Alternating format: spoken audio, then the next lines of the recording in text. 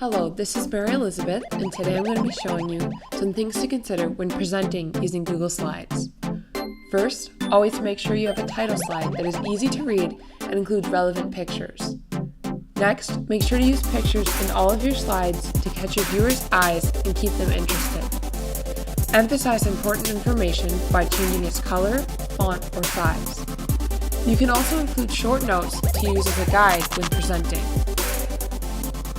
Pictures also increase your audience's understanding, and it's best to find pictures with transparent backgrounds because otherwise they may look sloppy.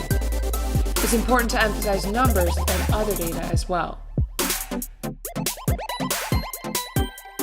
Note the sloppy effect of the white background and how the data is highly emphasized at the bottom.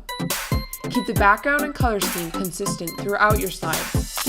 Here, this slide is not consistent with the others, and it has way too many words, which diverts our focus all over, especially with the bright colors. Make sure to include personal connections and to blatantly explain the importance of your topic so your audience can understand. Also, remember to cite your sources so that you can avoid any connections to plagiarism. When you're presenting, make sure to ask yourself what you want your audience to get out of it. And in doing this, use your slides only as visual representations and don't look at them while you're presenting.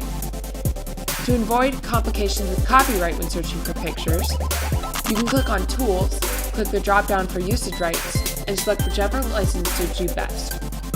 Also, to avoid overcrowding your slides, take out extra words and make your data as concise and easy to read as possible. The more minute details should be reserved for when you verbally present, and not on your slides.